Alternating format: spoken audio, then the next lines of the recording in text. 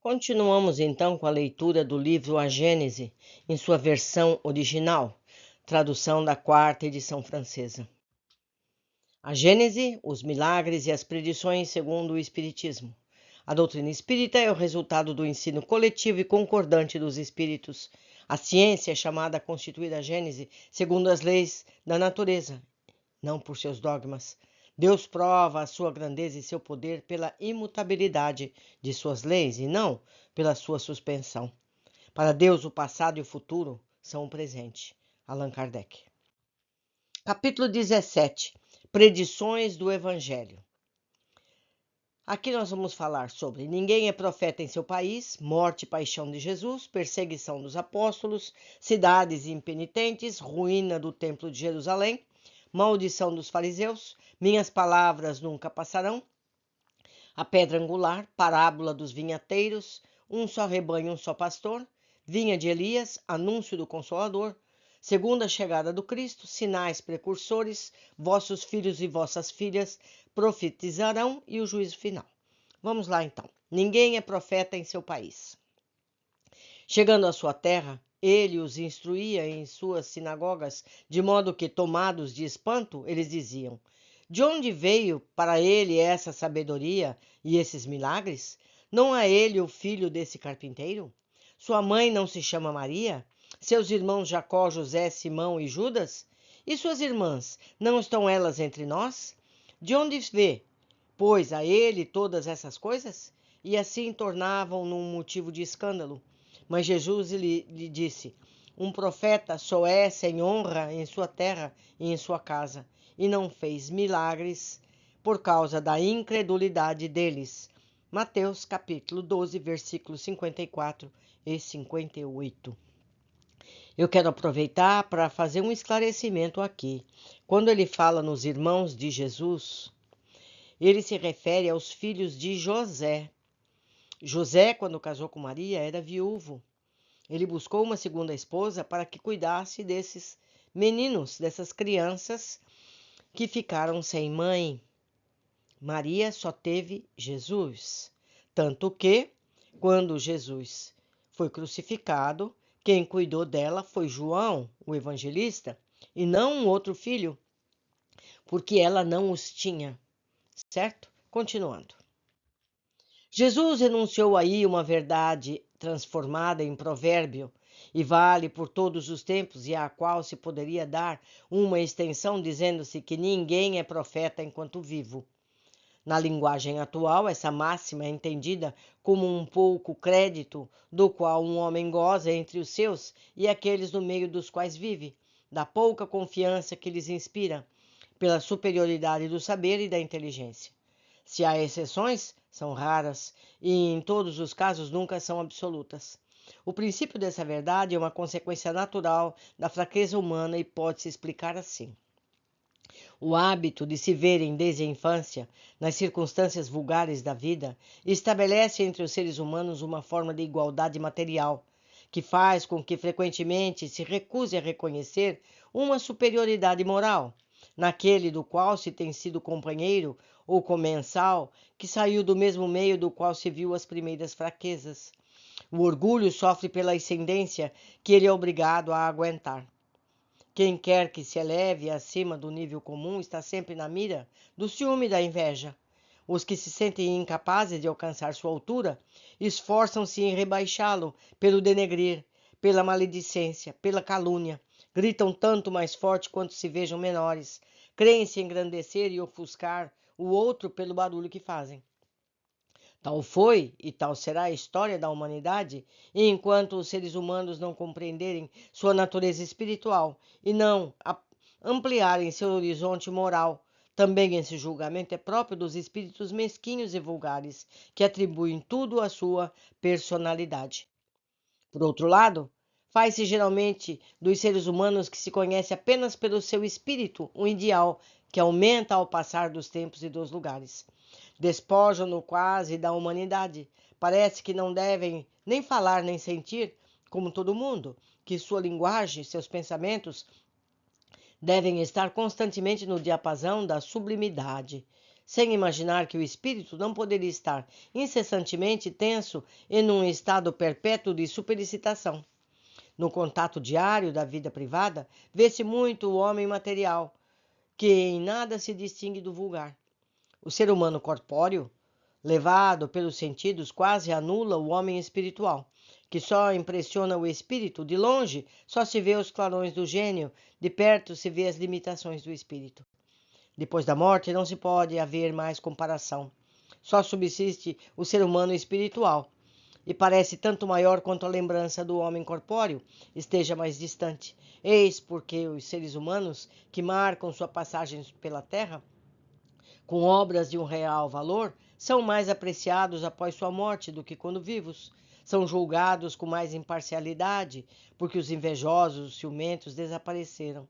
Os antagonismos pessoais não existem mais. A posteridade de um juiz desinteressado que aprecia a obra do espírito, aceita-a sem entusiasmo cego, se for boa, rejeita-a sem rancor, se for má. Abstração feita da individualidade que a produziu. Jesus podia escapar das consequências desse princípio inerente à natureza humana, já que vivia num meio pouco esclarecido e entre seres humanos inteiramente mergulhados na vida material. Seus compatriotas só viam nele o filho do carpinteiro, o irmão de homens tão ignorantes quanto eles, e indagavam o que poderia tornar superior a eles e lhes dar o direito de censurá-los. Por isso, quando Jesus comprovou que a sua palavra tinha menos crédito que entre os seus, que os desprezavam do que para estranhos, ele foi pregar entre os que o escutavam, no meio onde encontrava simpatia. Pode-se fazer uma ideia de quais sentimentos seus parentes nutriam em relação a Jesus pelo fato de seus próprios irmãos, acompanhados de sua mãe, vieram em uma reunião onde ele se encontrava, para levá-lo dizendo que ele tinha perdido o juízo. Marcos, capítulo 3, versículo 20, 21, 31 a 35.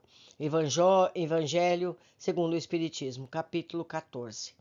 Assim, por um lado, os sacerdotes e os fariseus acusam Jesus de agir pelo demônio.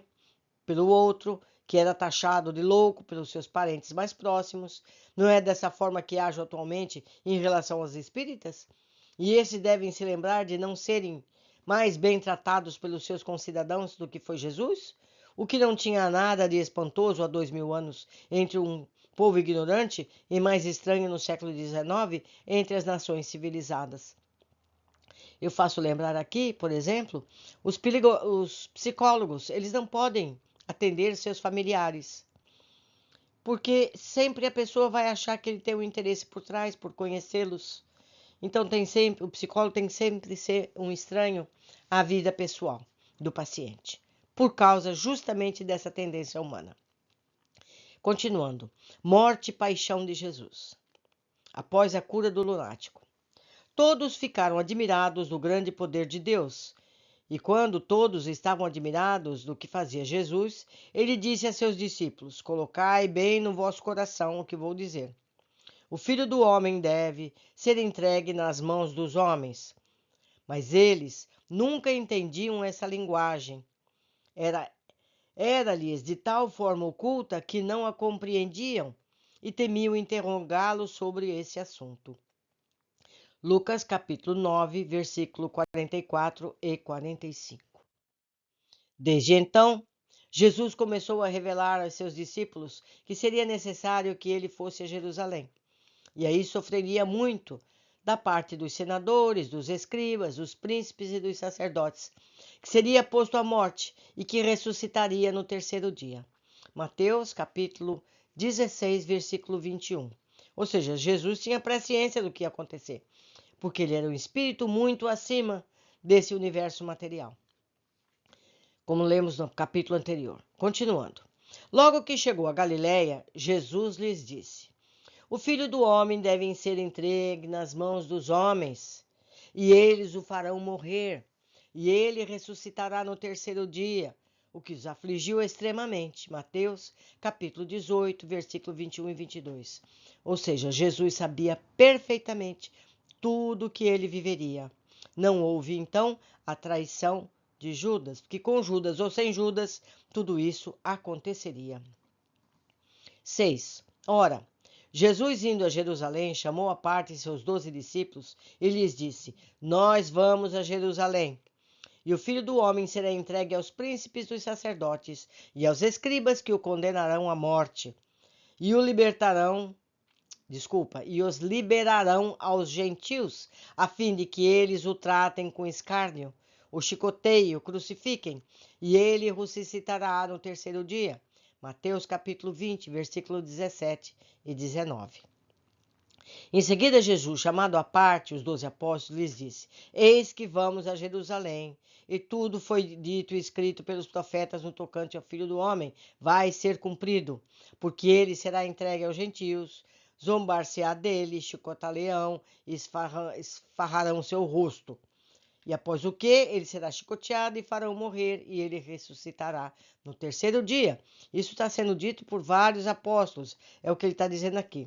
Mas eles não compreenderam nada de tudo isso. Essa linguagem era-lhes velada, e eles não entenderam absolutamente nada do que ele dizia. Isso, meus amigos, comento eu, a leitora. Eles não entenderam porque eles não queriam que nada disso acontecesse. Eles não quiseram acreditar. Jesus, tendo terminado todos os seus discursos, disse a seus discípulos: Vocês sabem que a Páscoa se fará em 2 dias, e que o Filho do Homem será entregue para ser crucificado. Mais uma vez ele avisou. Ao mesmo tempo, os príncipes, os sacerdotes e os anciãos do povo se reuniram no pátio do grande sacerdote, chamado Caifás. Tomaram conselho entre eles para encontrar um meio de se apoderarem habilmente de Jesus e de fazê-lo morrer. E eles disseram: é preciso apenas que não seja durante a festa, para que não se provoque qualquer tumulto entre o povo. Mateus 26, de 1 a 5. No mesmo dia, alguns fariseus vieram lhe dizer: Vai-te, saia desse lugar, porque Herodes quer te matar. Ele respondeu: Vá dizer a essa raposa: Tenho ainda que expulsar os demônios, restituir a saúde aos doentes, hoje e amanhã. E no terceiro dia serei consumado por minha morte. Lucas 13, 31 e 32. Então, ele deixou muito bem claro e detalhado tudo o que iria acontecer. Continuando. Perseguição dos apóstolos. Guardai-vos dos homens, porque eles vos farão comparecer nas suas assembleias e eles vos chicotearão nas suas sinagogas. Vós sereis levados por minha causa aos governantes e aos reis para dar testemunho, bem como às nações. Mateus 10, versículo 17 e 18. Eles vos expulsarão da sinagoga, o tempo virá no qual aquele que vos fará morrer crerá estar fazendo uma coisa agradável a Deus. Eles vos trarão dessa maneira, porque não conhecem nem meu Pai, nem a mim.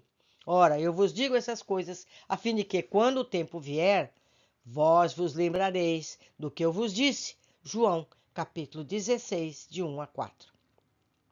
Sereis traídos e entregues aos magistrados pelos vossos pais, por vossas mães, pelos vossos irmãos, pelos vossos parentes, pelos vossos amigos, e se fará morrer vários entre vós, e sereis odiados por todo o mundo por causa do meu nome. Entretanto, não se perderá um cabelo de vossa cabeça. É por vossa paciência que possuireis vossas almas. Lucas capítulo 21, 16 a 19. Martírio de São Pedro.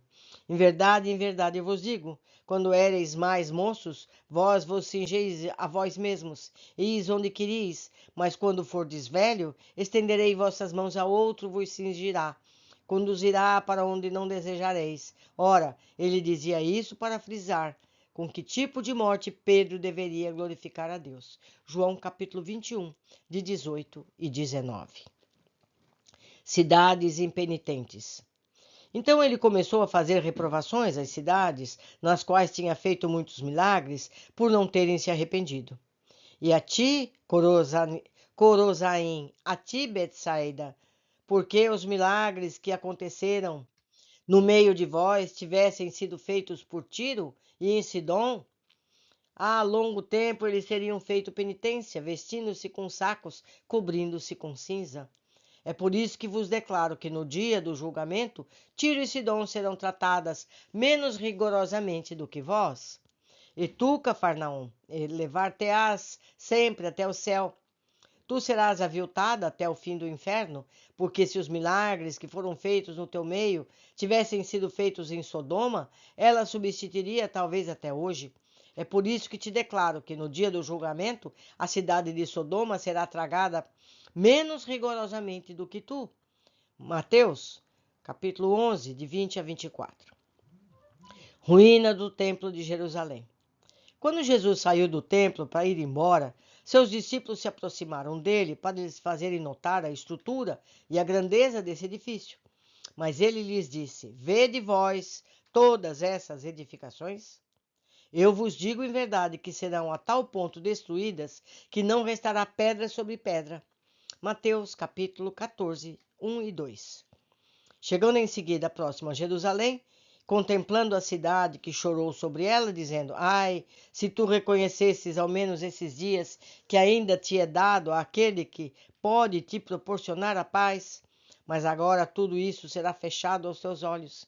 Também virá um tempo infeliz para ti, onde os teus inimigos envolver-te-ão em trincheiras, onde te encerrarão e te confinarão de todas as partes, eles te abaterão por terra, tu e teus filhos, que estão em meio, e não deixarão pedra sobre pedra, porque tu não reconheceste o tempo em que Deus te visitou.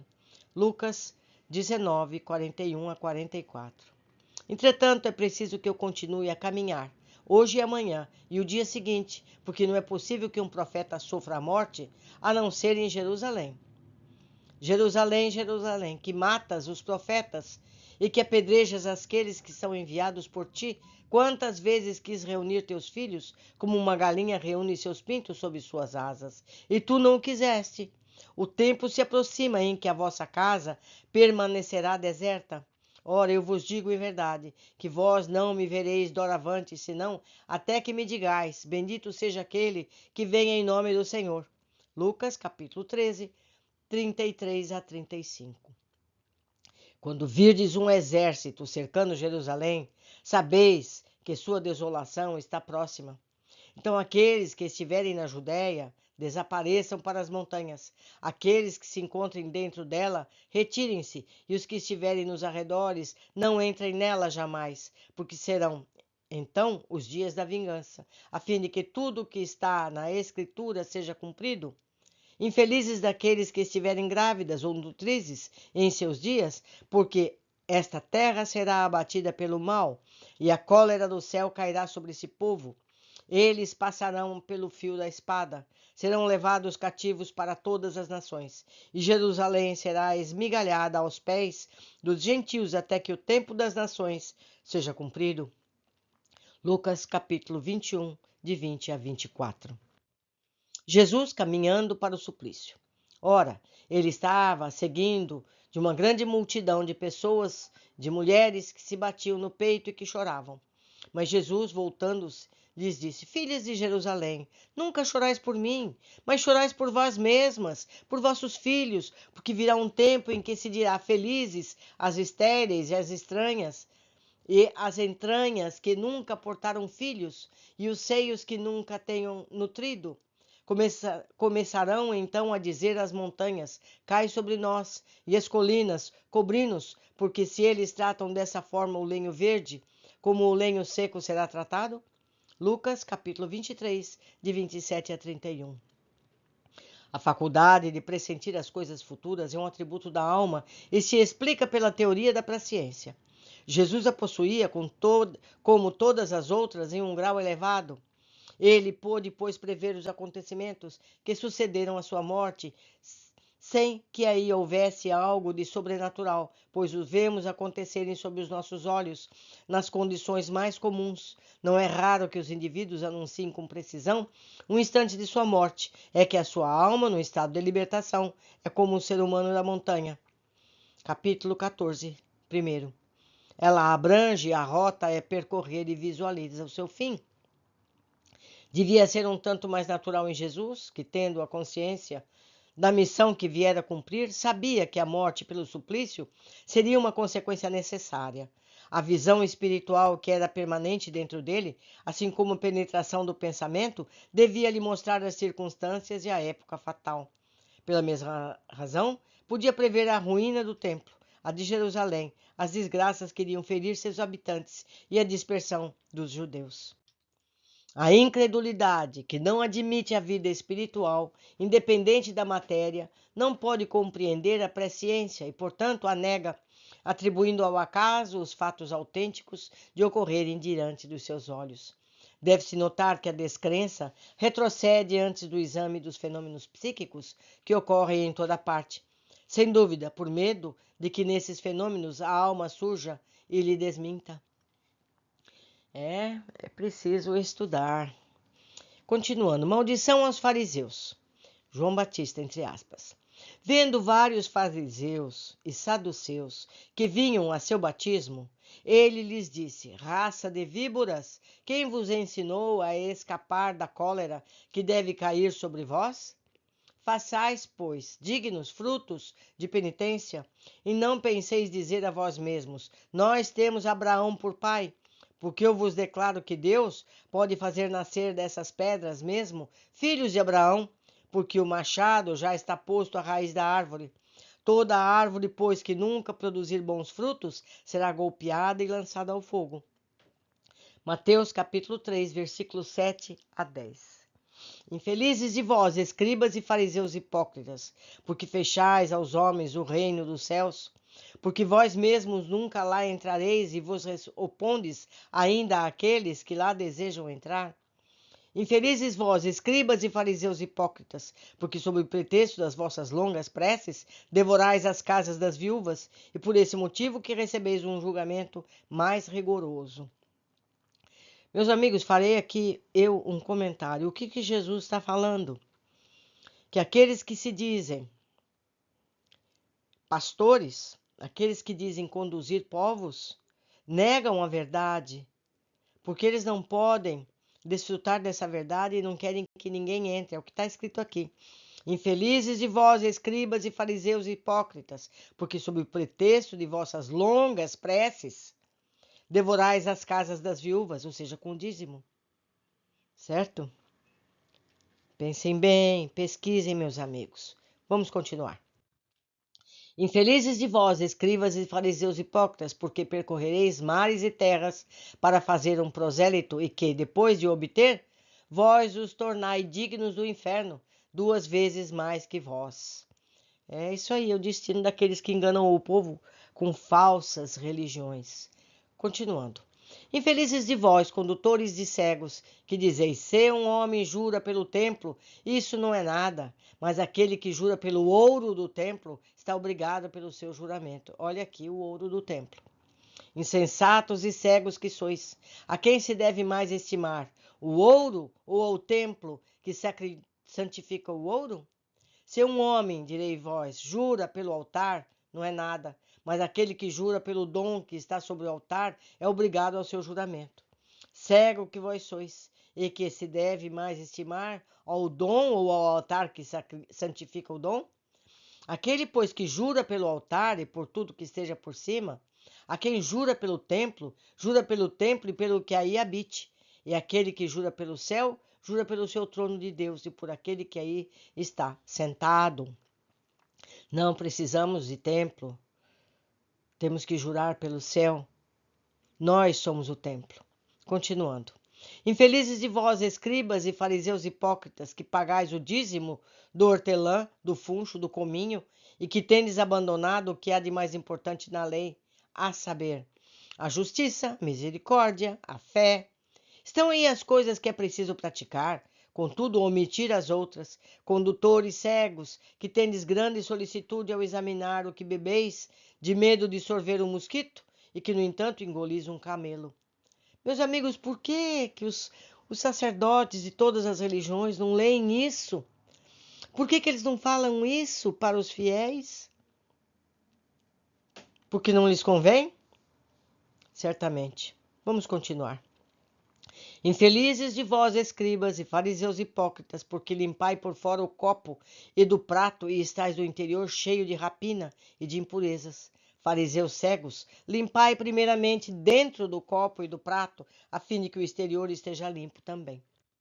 Infelizes de vós, escribas e fariseus hipócritas, que pareceis com sepulcros caiados, que por fora parecem belos aos olhos dos homens, mas que no interior estão cheios de ossadas de mortos e por toda parte de toda sorte de putrefações. Assim, externamente pareceis justos, mas no íntimo estáis cheios de hipocrisias e iniquidades. Infelizes de vós, escribas e fariseus, que construís túmulos aos profetas, ornai os monumentos dos justos, e que dizeis, se fôssemos do tempo dos nossos pais, não teríamos os associado a eles para derramar o sangue dos profetas. Acabai, pois, também de encher a medida de vossos pais. Serpentes, raças de víboras, como podeis evitar de serem condenados ao inferno? É por isso que vos enviei profetas, sábios e escribas, matareis uns, crucificareis outros, chicoteareis outros mais em vossa sinagoga, e os perseguires de cidade em cidade, a fim de que todo o sangue inocente que se espalhou sobre a terra recaia sobre vós, desde o sangue de Abel, o justo, até o sangue de Zacarias, filho de Baraquias, que mataste entre o templo e o altar. Digo-vos em verdade, tudo isso virá a recair sobre essa raça que existe atualmente. Mateus capítulo 23, 13 a 16.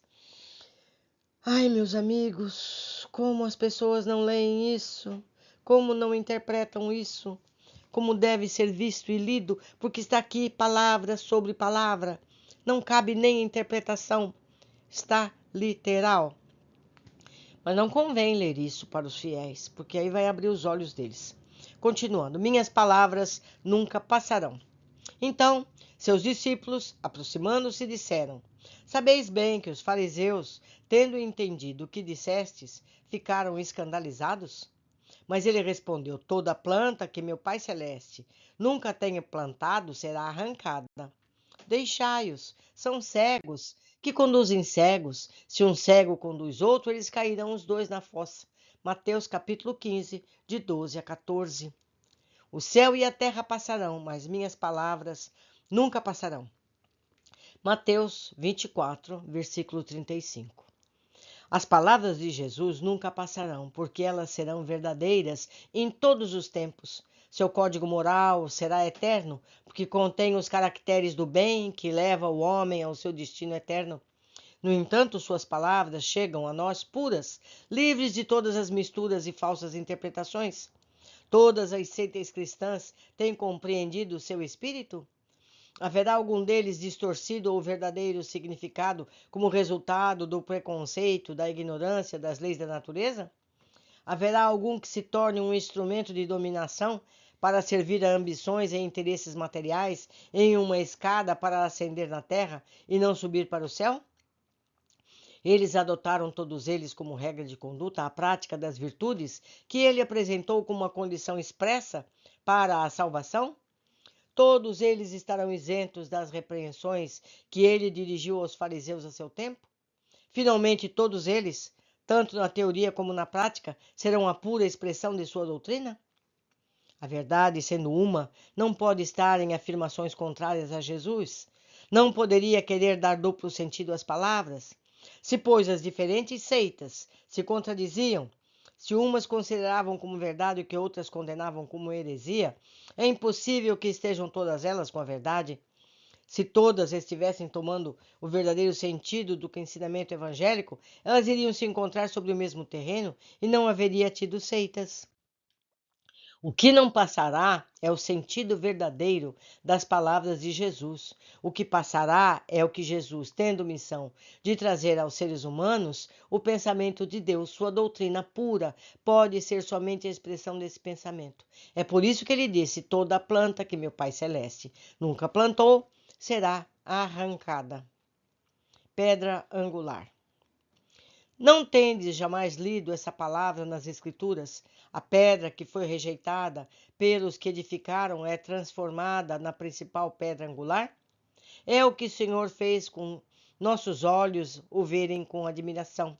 É por isso que vos declaro que o reino de Deus vos será tirado e será dado a um povo onde produzirá frutos. Aquele que se deixar cair sobre essa pedra se quebrará e ela esmagará aquele sobre o qual cairá. É muito importante. Os príncipes dos sacerdotes e os fariseus, tendo entendido essas palavras de Jesus, concluíram que era deles que ele falava, e querendo se apoderar dele, temera o povo, porque eles o olhavam como um profeta. Mateus capítulo 21, 42 a 46. A palavra de Jesus se tornou pedra angular. Isso quer dizer que a pedra de consolidação do novo edifício da fé, elevado sobre as ruínas do passado. Os juízes, os príncipes dos sacerdotes, os fariseus, tendo rejeitado essa palavra, as palavras de Jesus os esmagou, como esmagará aqueles que a partir de então a desprezarem ou desfigurarem o seu sentido em benefício de sua ambição. Está dito, isso está dito. Aquele que deturpa a palavra de Jesus será desfigurado, vai ser esmagado, entre aspas, não literalmente, hein, meus amigos? Continuando, parábolas dos vinhateiros homicidas. Havia um pai de família que, tendo plantado uma vinha, fechou-a com uma cerca viva. Escavando a terra, ele aí edificou uma torre. Depois, tendo alugado a vinhateiros, ele se foi para país distante. Ora, o tempo das frutas estando próximo, ele enviou seus servidores aos vinhateiros para recolher os frutos da sua vinha. Mas os vinhateiros, tendo capturado os servidores, agrediram um, mataram outro, lapidaram um terceiro. Ele lhe enviou ainda outros servidores em maior número que os primeiros, e foram tratados da mesma forma. Enfim, enviou-lhe o próprio filho, dizendo para si mesmo: terão algum respeito pelo meu filho. Mas os vinhateiros, vendo o filho, disseram entre eles: eis o herdeiro, vinde, matemo-lo para sermos senhores da sua herdade. Assim, tendo se apoderado dele, lançaram-no fora da vinha e mataram-no. Quando, pois, o senhor da vinha vier, como tratará os vinhateiros? Respondeu-lhe: fará perecer miseravelmente esses perigosos e arrendará sua vinha a outros vinhateiros que lhes entregarão o fruto na estação. Capítulo 21, 33 a 41. Meus amigos, vocês entenderam o que é a vinha? Vocês entenderam, né? Quem é o filho e quem são os vinhateiros? Vocês entenderam tudo, acredito que sim. O pai de família, ele vai explicar aqui agora. O pai de família é Deus. A vinha que plantou é a lei que ele estabeleceu. Os vinhateiros, os quais arrendou a sua vinha, são seres humanos que devem ensinar e praticar sua lei. Os servidores que enviou até eles são os profetas, que eles mataram. Seu filho que ele enviou é Jesus, que eles mataram do mesmo jeito. Como, pois, o Senhor tratará seus mandatários prevaricadores de sua lei? Ele os tratará como foram tratados seus enviados, chamará outros que lhes prestem melhor conta de seus bens e da condução do seu rebanho. Assim ocorreu com os escribas, com os príncipes dos sacerdotes, dos fariseus. Assim será quando vier pedir contas a cada um do que tenha feito da sua doutrina. Tirará a autoridade de quem dela tiver abusado, porque quer que seu campo seja administrado conforme a sua vontade. Após 18 séculos, a humanidade, chegada à idade viril, agora já são 21, né, meus amigos? Que isso Kardec escreveu nos anos 1800. Nós já estamos no século 21. Vou ler outra vez. Após os 18 séculos, a humanidade, chegada à idade viril, está madura para compreender o que o Cristo não aprofundou, porque, como ele próprio dizia, não o teriam compreendido. Ora, a qual resultado chegaram os que durante esse longo período têm sido encarregados da educação religiosa? Em ver a indiferença suceder à fé, a incredulidade a erigir como doutrina? Em nenhuma outra época o fato do ceticismo e o espírito da negação foram tão disseminados em todas as classes da sociedade. Mas se algumas das palavras estão encobertas sob alegorias no que concerne à regra de conduta, as relações homem a homem, quanto aos princípios morais dos quais ele faz condição expressa da salvação. Evangelho segundo o Espiritismo, no seu capítulo 15. Seus ensinamentos são claros, explícitos e sem ambiguidades. O que fizeram de suas máximas de caridade, de amor, de tolerância, das recomendações que fez aos seus apóstolos para converter os seres humanos pela doçura e a persuasão, da simplicidade, da humildade, do desinteresse, de todas as virtudes que ele deu o exemplo? Em seu nome, os seres humanos se lançam anátema da maldição e a maldição massacraram-se em nome daquele que disse: todos os homens são irmãos. Fizeram de um Deus ciumento, cruel, vingativo, parcial, daquele que Jesus proclamou infinitamente justo, bom e misericordioso. Sacrificou-se a esse Deus de paz e verdade, milhares de vítimas nas fogueiras, pelas torturas e perseguições, o que jamais sacrificaram os pagãos aos falsos deuses, venderam-se as preces, os favores do Deus em nome daquele que perseguiu aos vendilhões do templo, que disse aos seus discípulos: dai de graça o que de graça receberdes. Que diria Cristo se visse atualmente entre nós? Se visse seus representantes ambicionar as honras, as riquezas, o poder, o fausto dos príncipes do mundo, enquanto que ele, mais rei do que os reis da terra, fez sua entrada em Jerusalém montado no asno? Não estaria ele no direito de dizer: o que fizeste de meus ensinamentos? Vós, que lisonjeais o bezerro de ouro, que fazeis em vossas preces uma ampla participação aos ricos e uma mirrada participação aos pobres, quando eu vos tinha dito: os primeiros serão os últimos, e os últimos serão os primeiros no reino dos céus? Mas se ele não está carnalmente, ele está em espírito, e como mestre da parábola virá pedir conta a seus vinhateiros do produto de sua vinha, quando o tempo da colheita chegar. E nós sabemos, meus amigos, que o tempo da colheita chegou. Ela está a ser feita. Então, vamos pensar bem, vamos meditar sobre tudo isso e vamos nos colocar no devido lugar. Por hoje ficamos aqui, aguardo vocês na sequência de nossa leitura.